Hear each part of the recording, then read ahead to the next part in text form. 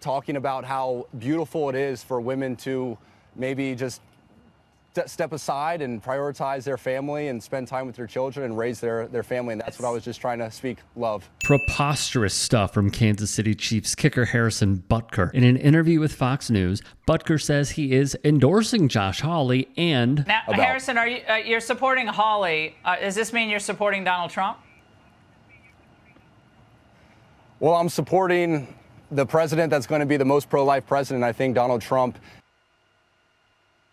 topic that is the most crucial topic for me. I want us to be fighting for the most vulnerable, fighting for the unborn, and that's what we should prioritize, and that's obviously what Senator Hawley is doing as a man of faith. Of course, what Fox News doesn't want to tell you is this. Harrison Butker and Josh Hawley have formed a super PAC, and it is called, I kid you not, Upright PAC, which reminds us. People don't want to see all of the politics. They've got enough politics with me and with everybody else.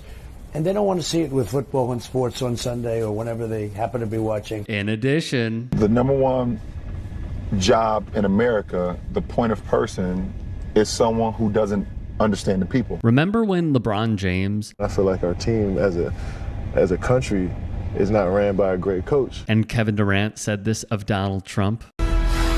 All right, we're going to create a new banner. This is a Jum Doc alert. With Laura Ingraham having this reaction. Must they run their mouths like that? This is what happens when you attempt to leave high school a year early to join the NBA. And it's always unwise to seek political advice from someone who gets paid $100 million a year to bounce a ball. Shut up and dribble. That was her response. Athletes, stay in your lane, bounce the ball, score it even, if you do please. But don't ever get into politics, except... Well, I will never agree with anybody disrespecting the flag of the United States of America. Drew Brees wading into the subject matter. Well, he's allowed to have his view about what kneeling and the flag means to him. I mean, he's a person. He has some worth, I would imagine. I mean, this is beyond football, though. What do you know? She agrees. Thus, Brees can say whatever he wants. There is nothing, and I mean nothing, more hypocritical than a conservative doing all of this. And it's all out in the open for everyone to see the BS. But to the PAC, let's get back to that. The website would read as follows. We're seeing our values under attack every day. In our schools, there's only one side that is waging war on public education, and it's the one that actually wants to erode our government of the Department of Education. In the media, which is, by the way, completely overtaken by conservatives. All we see are their stupid shows on OAN, Newsmax, Fox News, the Steve Bannon's War Room, The Blaze. I mean, come on, what are we talking about here? This is another falsehood. We are actually set up to fail in media because of the conspiracy theorists that run rampant. And not just that, they control the dialogue of what is in media. We beat to their drum. There is more media entities that fall under republicanism, 2024 republicanism, than don't. So another stupid point. And even from our own government, but we have a chance to fight back and reclaim the traditional values that have made this country great. To that, I would say, Harrison, when was America great? And I guarantee he would potentially, not putting words in his mouth here, potentially look over, I don't know, women not having the right to vote, or he would endorse it. Because then actually, you know what, I take that back. Because then he would quite literally want to put them back in their place, which he clearly, thoroughly enjoys. I was going to say many other things, but let's just stop there.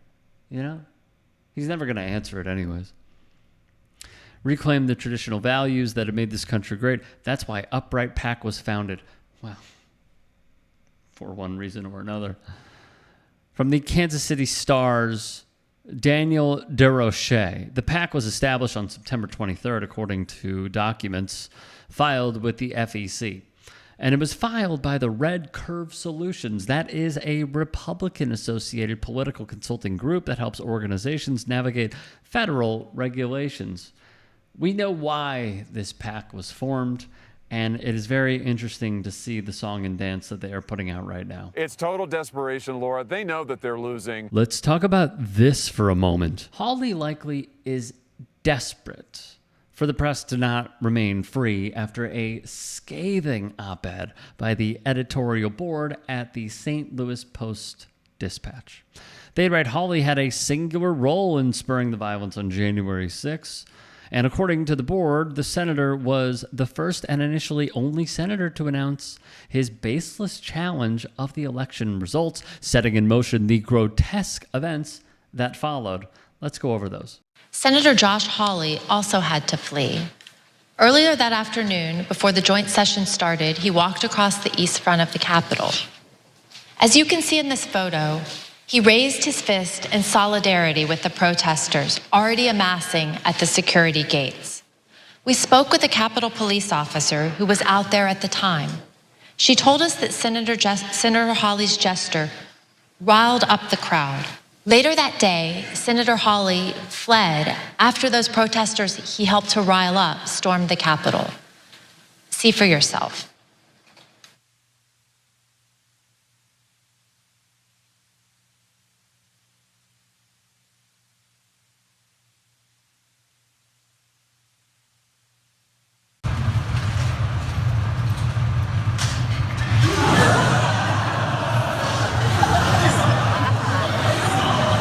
The board went on to call him the worst sitting senator in America right now. They would add, January 6th aside, which should have led to his expulsion from serving in the Senate.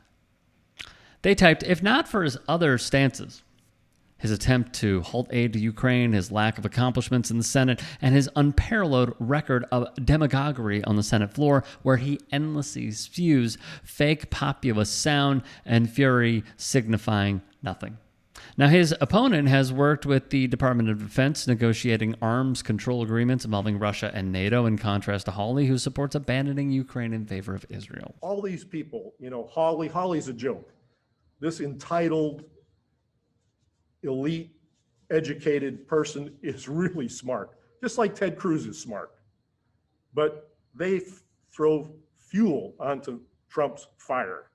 They are worse than Trump because they're not sick. Their self-interest, their greed, their lust for power outweighs their love of country or their sense of duty to the Constitution or to public service. The New Republic would write, Hawley came under fire over a Missouri Independent story detailing his use of private jets for his campaign around the state of Missouri, even though he attacked his 2018 opponent. I'm sure many of you know her from her MSNBC days, currently Claire McCaskill, for doing the same. By the way, this is also when Josh Hawley would, and previously, of course,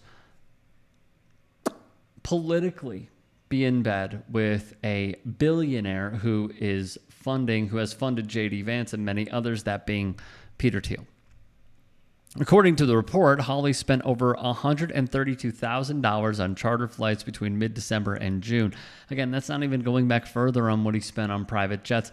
Meanwhile, this man is the epitome of what his state is called, which is the flyover state. To the gentleman here today, part of what plagues our society is this lie that has been told to you that men are not necessary in the home or in our communities.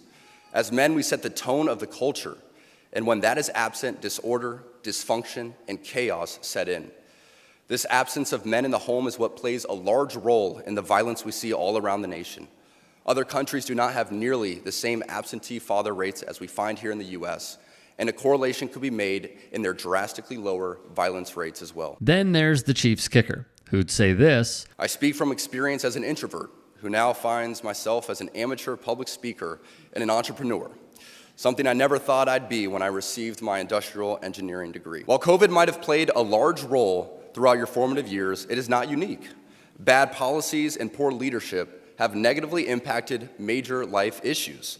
Things like abortion, IVF, surrogacy, euthanasia, as well as a growing support for degenerate cultural values in media all stem from the pervasiveness of disorder. And this. I can tell you that my beautiful wife, Isabel, would be the first to say that her life truly started when she began living her vocation as a wife and as a mother. I'm on this stage today and able to be the man I am because I have a wife who leans into her vocation. I'm beyond blessed with the many talents God has given me, but it cannot be overstated that all of my success is made possible because a girl I met in band class back in middle school would convert to the faith, become my wife, and embrace one of the most important titles of all, homemaker. And of course this. The two have been photographed together, as you see right here, with some, let's just say, questioning the dynamics of the pictures that they have taken together. I will say this. Josh Hawley is no fool. He is a dangerous man who also has a very dangerous significant other as she serves as a lawyer for the Alliance Defending Freedom. If you have no idea what that is, check out our clips on demand.